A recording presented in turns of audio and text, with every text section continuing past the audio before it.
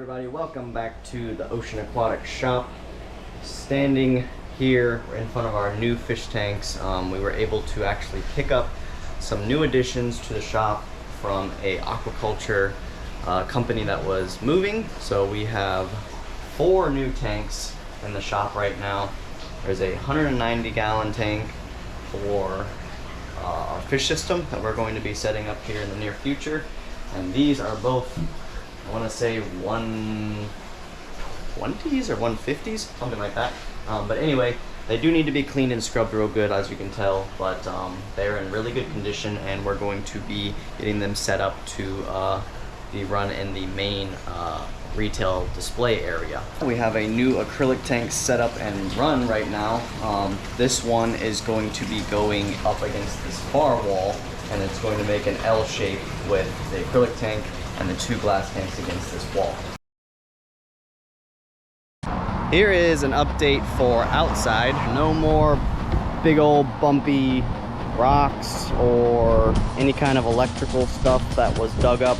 All that's been nice and smoothed out. We got a new load of pea gravel put in. Look at the size of this behemoth.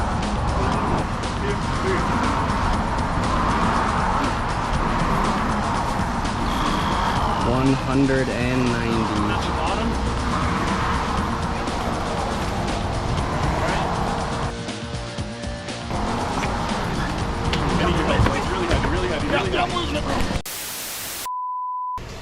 It was a long day. We already went diving. We went out first thing in the morning. It was a beautiful day out on the water.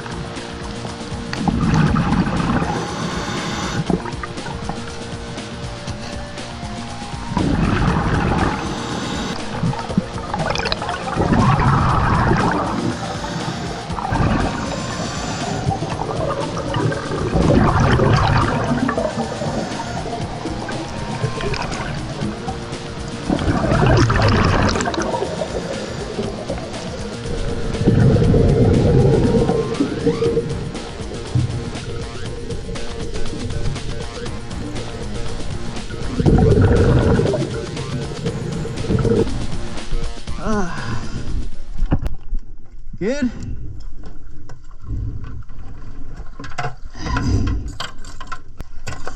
you get out of the water quick? Yep.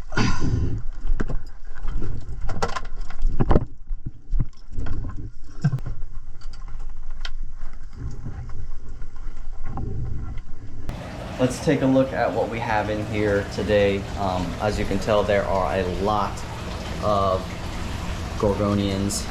We have purple frillies, a handful of purple plumes in there, along with a couple of other random bits and bobs. This guy needs to get back up top here. Whoops. This is where it gets interesting though. We have acquired a shark egg. This right here is a shark egg, a bamboo shark to be specific. We're keeping an eye on it, and as it gestates in there, it will either come out hopefully in the next couple weeks. But what we do is we take a light and we put it behind there, and I'll show this to you, so you can see the actual shark. You can see its heart beating. You can see the yolk that it's eating while it's in there to grow. And after that yolk disappears, you give it a few days. If it doesn't come out on its own, we're going to cut it open and help it get out with our assistance. Now these 4 red colored sponges are called red finger sponges. They are absolutely gorgeous, by the way. The color on them just pops in the blue light. I do have a little bit of a whiter tone running off the lights right now because the blue light makes it difficult to film. There's a lot of flow going through this tank, so they're staying happy. The light diffuser, doesn't damage the corals at all. They can sit on that for a very long time without having any kind of rot happen, as well as we rotate them and flip them over every few days to help with that too. As we move over to the holding tanks that have been set up for a while, we got a lot of green star polyp. There's a little bit of xenia right there.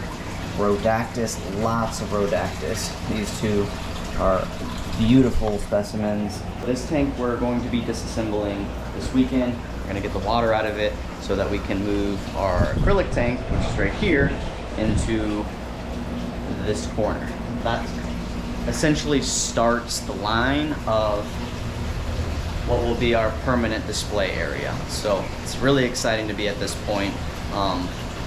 Everything is going to look pristine.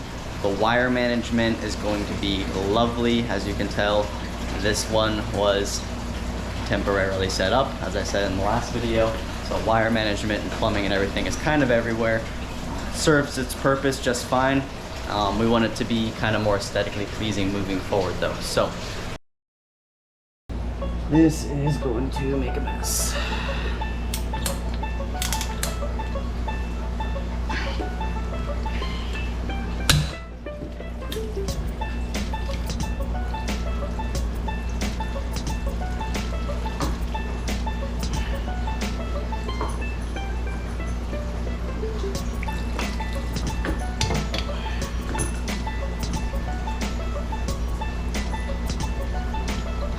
It was at this moment that he knew. He f***ed up. I did not think this through. Okay, well, let's see here.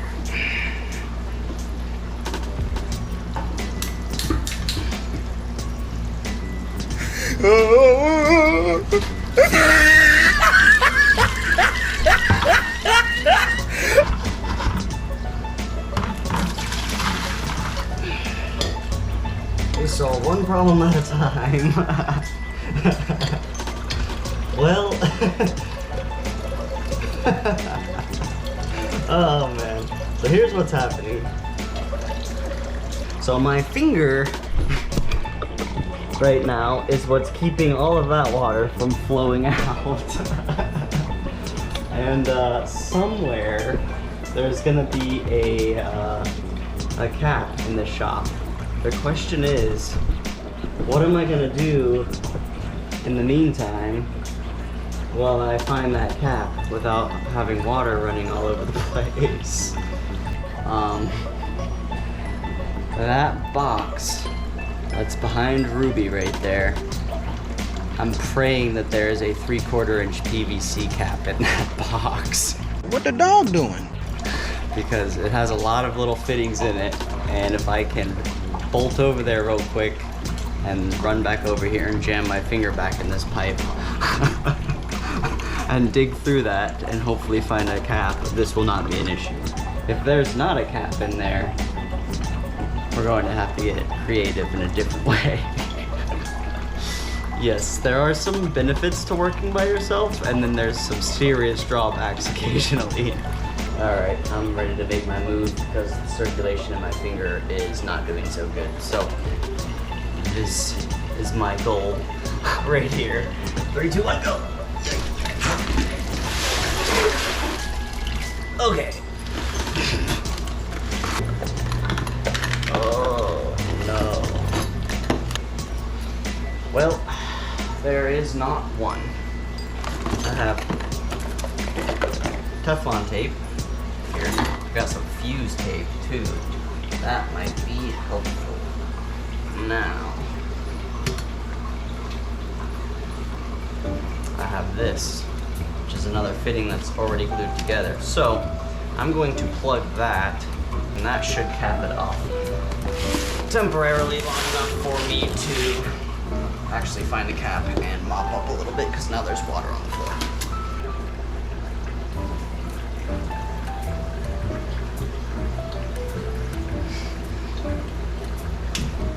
I'm a professional.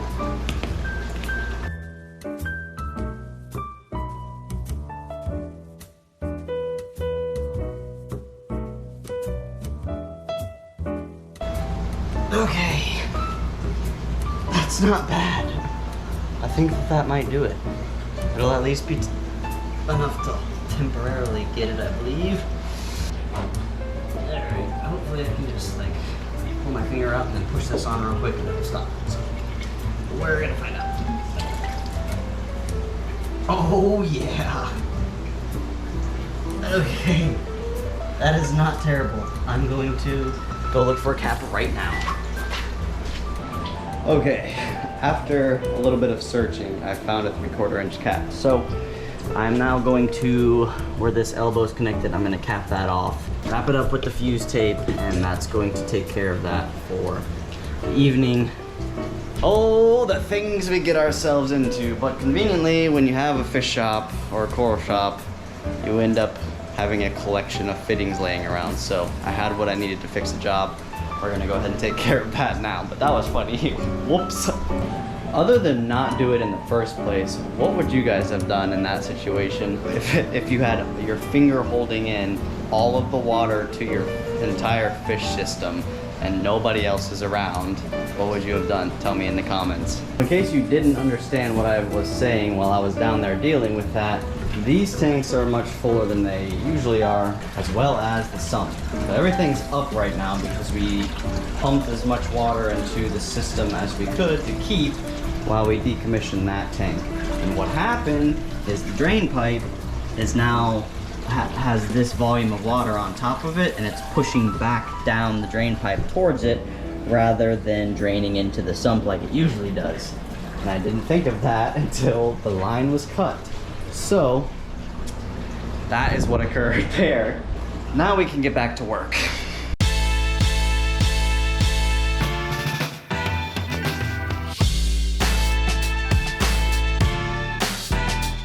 I'm gonna go ahead and get the cinder blocks out of the shop and finish cleaning up this area, take the tank that I just took out and get it around to the back. And that's all I'm gonna do for today. We're gonna come back tomorrow and start our framing for holding the tanks up.